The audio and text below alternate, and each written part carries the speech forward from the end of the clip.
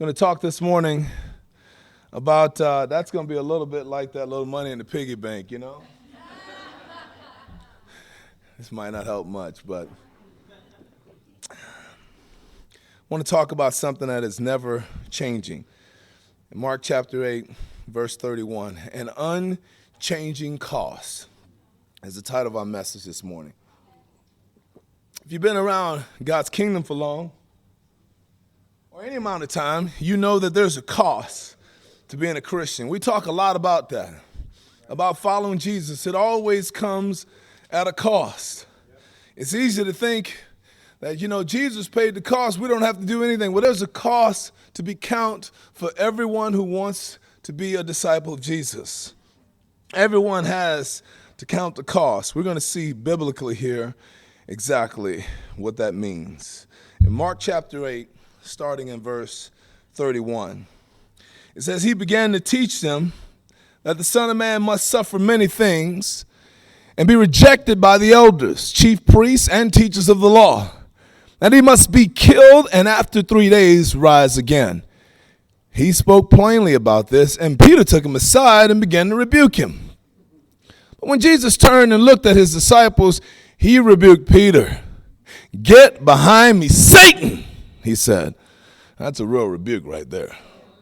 You can say, man, I got rebuked harshly, but have you ever been called Satan? Maybe you have, He said, you do not have in mind the things of God, but the things of men. Then he called the crowd to him along with the disciples and said, if anyone would come after me, he must deny himself and take up his cross and follow me. 3 distinct things there, which we're going to talk about this morning. For whoever wants to save his life will lose it, but whoever loses his life for me and for the gospel will save it. What good is it for a man to gain the whole world yet forfeit his life? Or what can a man give in exchange for his soul? If anyone is ashamed of me and my words in this adulterous and sinful generation, the Son of Man will be ashamed of him when he comes in his Father's glory with the holy angels. And the church said, amen. There are 3 points, very simple this morning. There's the point of self-denial, the point of taking up the cross, and the point of following Jesus. Amen. I got to read from my notes are here today, so I'm squinting a little bit. My eyes are getting bad. I left my tablet at home by accident. So anyway, that's my personal problem. Why are you telling us that? I just wanted you to know, All right. So point number 1, self-denial. Self-denial is the only way to begin, continue, and finish our walk with God, brothers and sisters. It's the only way. This word self-denial, the Greek word for it, it's the same word that's used when Peter denies Jesus. It's the same word. And what it means is simply this. It is to say and to act as if you're not connected at all. That's what Peter essentially did. He said and acted, I don't know the man. Don't know what you're talking about. Get on out of here. I don't know no Jesus. Okay, I added that last part, but you get it, you know what I mean?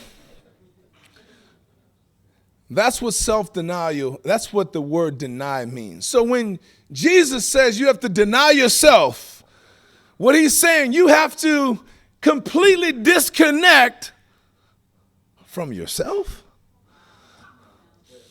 You have to completely act and say, I don't know who that is. I'm not connected at all with that. Now, that's a tough one for us because, see, it's difficult. Like I said before, we like the baby Jesus, right? And we like the Jesus who even died on the cross. But it's the Jesus that's in between that's calling us to do all these things. That's the one we're going, okay, I don't know about that Jesus. It's a Jesus that's going, get behind me, Satan. You're like, I don't know if I like that Jesus. Can I bring back the baby Jesus? Bring back the Jesus who died on the cross. But not the Jesus who's calling us to work, calling us to live, calling us to deny ourselves, to completely disassociate with ourselves. I'm going to tell you, that flies right in the face of everything we're being taught in our culture. So in our culture, we're being taught that, well, we're God. We're being built up constantly and told how awesome and amazing we are. And there are even churches you can go to, and they make you feel good about yourself. See, they don't tell you that you need to worship God. They tell you you're good. In fact, you're God. You're amazing. You're awesome. Feel great about yourself. Build yourself up. Then you don't need God because I'm amazing. I'm awesome. I'm built up. What I need God for? I'm already everything I need in my life. And Jesus said, you're going to have to deny yourself if you want to follow me. This is a very, very difficult thing for us. Because when we think about self-denial, I mean, honestly, we tend to think in terms of what it takes to make ourselves great. I deny myself, I'm going to go on this diet. I'm going to get a little fit, I'm going to look good about myself. So I'm going to deny myself of the potato chips and the bread or whatever you might do. I'm going to deny myself.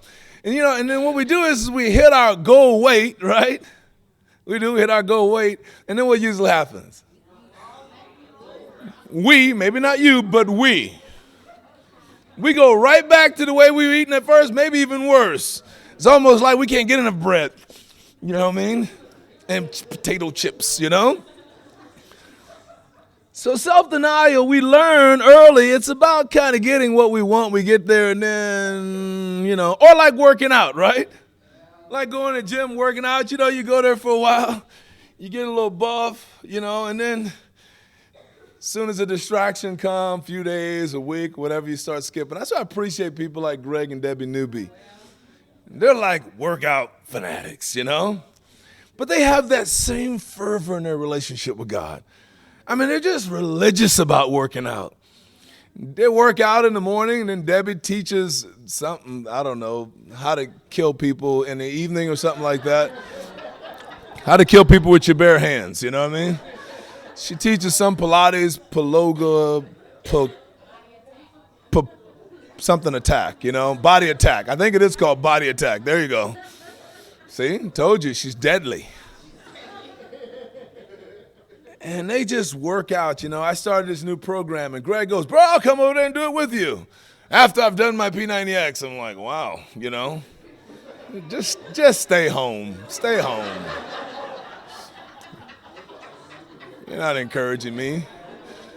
Just got done with my P90. What you got? 12 minutes? Come on, let's make it happen.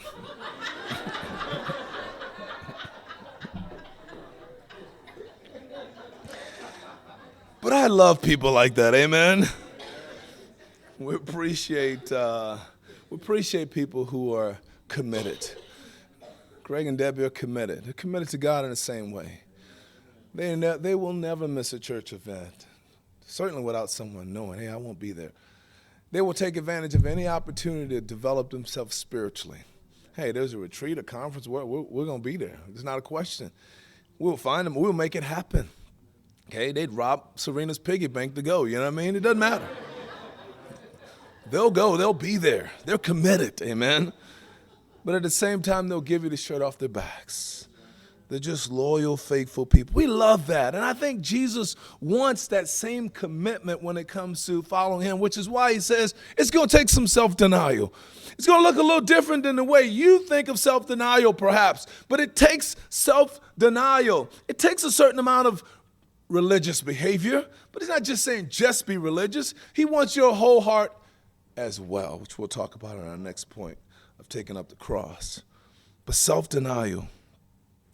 It's the only way, really, for us to get a relationship with God, continue a relationship with God, and finish our relationship with God. Paul said it this way in 1 Corinthians chapter 6, verse 19 and 20. You can write it down. But he simply says this, you are not your own. You were bought at a price. If you're going to be a follower of Jesus, you got to realize that, hey, you're not your own anyway. You're going to have to deny yourself. See, you got to live a life where it's not about me. It's all about him. Everything I have, everything I own, I've given myself over to him completely. This takes to start a relationship with Jesus, to continue a relationship with Jesus. I don't care where you are in your walk with God, and to finish it as well. You're struggling in your relationship with God, it's because you're struggling to deny yourself. You're just struggling to deny yourself. That's going to be a battle. To deny myself, that's going to be hard. If you think you don't have to deny yourself or to give up those very things, honestly, who do you think you are? It's going to take I got to struggle. If you have a relationship with God that does not require some struggling with self, then you may not have a relationship with God. You may have a good relationship with yourself. Because a relationship with Jesus requires some struggle. Because there's some self-denial. I just don't want to get up this morning and have quiet time. I don't want to spend time with God. It's a struggle. I don't want to share my faith. It's hard. It's hard to talk to that brother, that sister. It's hard to give hugs. It's hard to, whatever it might be, serve the poor, give to the needy. It's hard. It's a sacrifice. I've got to give up myself. You mean I got to take away from self-time to do more for Jesus? If you're not struggling with that, then it may be because you're not really denying self. This is telling Christians all the time, hey, don't get tired of struggling because that's the Christian life, amen? It's a struggle. It's a strain. I know we want the cushy life. We think of Christianity kind of like the American dream. See, I go to school, I get a job, I work, I make a lot of money, and then I retire and do nothing. That's not Christianity. In fact, that ain't even an American dream anymore, okay? Maybe the dream, but it ain't the reality. The Christian life is you're going to struggle. You're going to learn how to deal with certain things, but there'll always be something that come up because we're on this side of heaven. So it's always going to be a struggle and a strain. The goal was not to make everything on this side perfect. If everything's perfect, why do I want to go to heaven? Everything's perfect over here. So your life can't be cush, imperfect. It's going to be a struggle. You're going to have to deny yourself, give up some things, but I really want that. Amen. You're struggling for Jesus. Amen. You got to give up that self. But it's hard. We don't like that part of Jesus. We want the Jesus with everything is nice and perfect and making me feel good all the time. You know what Satan did to Eve in the garden? And when we don't get what we want, we think life's unfair. And that's what Satan did to Eve in the garden. He came there and said, God's not treating you fair. You should be able to eat from that tree. How fair is that? Come on. You think God's he knows you're going to be like a God yourself. You're going to be feeling good about life. You're going to be it. You're going to be on top of everything. God don't want that. God is treating you unfairly. What a raw deal you're getting. Go ahead and get some. You can talk to God later. Go ahead and get you some now. See, that's what Satan does to us. He don't want us to deny ourselves. Eve didn't go, no, I'm not going to. She listened to that little voice that says, come on, get yours. Why should you have to deny yourself of anything, much less one thing? You got one command, but I want that one thing. That's what Satan does to us. Get yours. Don't worry about denying yourself. Take, have, go after, pursue in any kind of manner you want. I know God said, you shouldn't have sex till you get married. And I know, but I love them. I want this. I need that. I got to have that. Whatever your excuse may be. It takes self-denial. Are you with me? I'm a long time on point number 1, amen, but for a reason. You're going to have to struggle if you want to follow him. Self-denial is the only way to begin, continue, and then finish a walk with God. We have a song we sing sometimes. I want Jesus to walk with me until it gets hard or get a little challenging, and then I want Jesus to go walk somewhere else. If you want him to walk with you, then it's going to be a little bit of a struggle. Amen. Point number 2, you're going to have to take up your cross. What does it mean, taking up your cross and following Jesus? You know, we can sometimes think of, well, that means suffering. Well, it does mean that, suffering. But let me tell you what it means. Taking up your cross. The cross, the Romans knew what it meant. It was a symbol of shame, a symbol of rejection, a symbol of persecution. The cross, that is what it is. It is rejection, it is shame, and it is pain.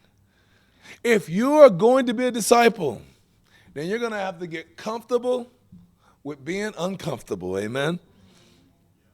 You're going to have to get comfortable with being rejected. If you like the world, and that's what Jesus says to Peter, you don't have in mind the things of God. You have in mind the things of men. You have in mind the things of this society, of this adulterous and sinful generation. You don't have in mind the things of God. You want to now pursue and follow. You don't want to be rejected. You want to be accepted by society. You don't want to be in shame. What you want is to be praised and lifted up by men. You love that more than anything else, don't you, Peter? Don't you?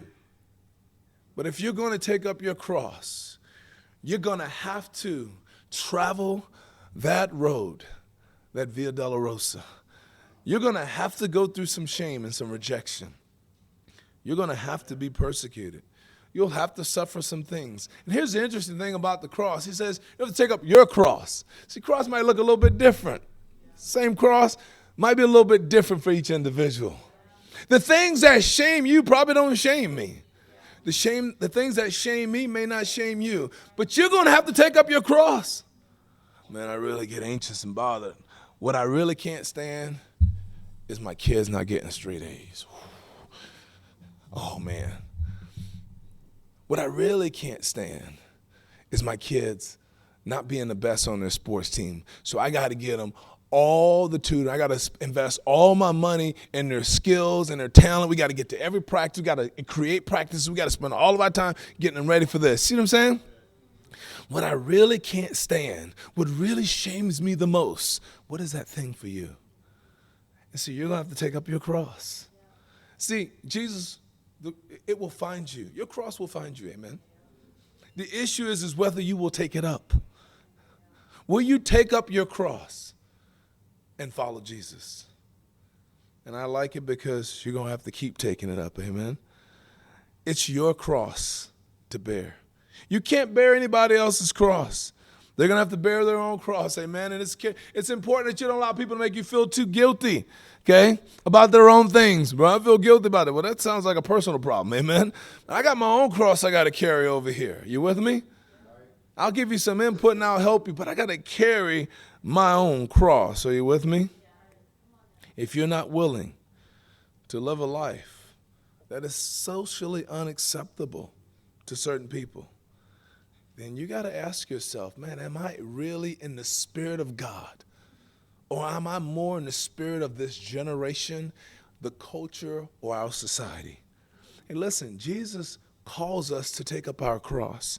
This is the call for all creation. He said, listen, if anyone, I don't care who you are, man, woman, black, white, doesn't matter, your race, your culture, your economic, social, your socioeconomic background, anyone want to follow me, this is what's necessary, amen?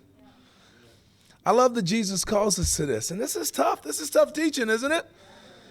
It's challenging for me. But this is the call of discipleship. I say this because there's some of you here today. Some of you, you're wavering. You're trying to decide. You're vacillating, perhaps. Do I want to follow Jesus? Do I want to be that committed? Do I really want to? I mean, I know I'm doing these Bible studies, man, these guys were saying, is this really what it means to be a Christian? Because I've never heard this before. This is too intense. This is going to require a lot of me. This is a struggle. This is a strain. Then, hey, man, you're in the right place. You're doing the right thing. If you're studying the Bible and it's causing you to go deeper and challenge yourself and ask questions that you've never asked before, amen. Then you're not just some robot going to church and leaving. You are really now digging deep, and you're starting to understand what Jesus says about following him, amen? But this is a call to Christianity, the call of every disciple. Are you with me? And point number 3, I'm almost wrapping it up. You guys getting kind of quiet. Why you guys so quiet? You guys got to keep saying amen. Come on, Carl. You guys convicted? Amen. So am I. Point number 3, follow me. You know, this sounds really simple. It's just, Jesus says, follow me.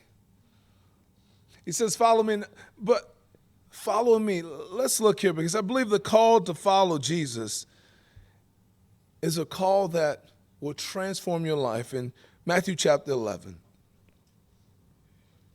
verse 28. We're going to turn over there and read, because we've been pretty heavy here on this in this sermon, amen? And so I want you to see the truth and grace side of Jesus, amen? The merciful, the loving, and this is all mercy. Hey, you're alive today, you got mercy, amen? Accept it. That's so harsh. Well, amen. Wouldn't it be better to have a harsh lesson preached to while you're alive than while you're dead? Okay? Matthew chapter 11, verse 28. This is a call of Jesus, and I love this. I imagine this of Jesus all the time. This is an image. I hope it's burned in your mind forever. Jesus says, come to me, all you who are weary and burdened, and I will give you rest. Take my yoke upon you and learn from me, for I am gentle and humble in heart, and you will find rest for your souls. For my yoke is easy and my burden is light. I know we're not really supposed to have favorite passages, but this is one of my favorite passages in all the Bible. I love this picture of Jesus saying, come to me. I know you're weary. I know you're burdened.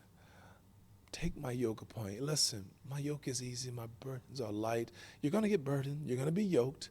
But my yoke is easy. My burden, you yoke yourself with the world, you're going to have all kinds of problems. It's going to be painful. You're going to have burdens in the kingdom, but you're going to have burdens in the world. My burdens are so much better.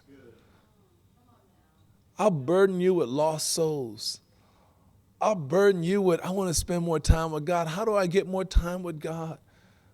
I'll burden you with going to church on Sunday. It's such a burden to go to church on Sunday sometimes. But what's the other option? You know, I'll burden you with good things, things that will help you, that will fill you up, that will nourish you, that will make your life amazing. And that then prepares you for something that is even far beyond your wildest imagination. That is heaven, amen? But it's this picture of Jesus saying, come on, come to me. Let me give you rest for your souls. Oh, I know you're so tired. Let me help you. Let me strengthen you. Let me love up on you. Let me help you to feel better. Let me make you better. That's the Jesus who's calling you. That's the Jesus who's saying, listen, follow me. Follow me. Don't you want to follow me? It's not just about obedience. I am giving you all the motivation you need, all the inspiration you need. I've given you the invitation of a lifetime. Follow me. I know you're struggling with what to do. You're struggling with the world. And listen, the longer we've been Christians, the more we struggle sometimes, amen? The world, Satan never gives up. He's like a roaring lion, seeking for someone to devour, amen? He's always looking and lurking. Those words Kurt Simmons said to me, February 1991. He said, Vince, this is the day before I got baptized. The night I got baptized, perhaps. I said, I'm ready. He said, Vince, Satan will never give up on you. He is out there with the perfect woman to pull you away. That was a big struggle of mine. He is going to come after you, and he will try to get you. And he will go after you until the day you die. So I have this image of me on my deathbed. I don't know how old I'll be. Maybe I'll be 80 or 90 years old going, she's hot. Wait a minute, you know? I know it's twisted, but I'm saying Satan never giving up. You're on your deathbed, he's still after you. One more thing, you know? Follow me. That's all that matters. Come on and follow me. That's the invitation of Jesus. And it's the invitation he's given today. It's the invitation of a lifetime. He says, get on the path to following me. Don't ever get off that path. This is the cost of being a disciple of Jesus. It's the cost of Christianity. It's really the one, it's never changed. It's an unchanging cost. It's not like, it's not like a flea market, It's not like a market where you go in and you can negotiate the price down. This is unchanging. It's fixed. It's amazing. I tell you what, you're going to love it if you will count and meet the cost of discipleship. It requires self-denial. It requires you taking up your individual cross. And at the end of the day, it requires you following Jesus. Not just today, that Jesus is inviting you, but following for the rest of your life. Following right on up until heaven. Amen? God bless you.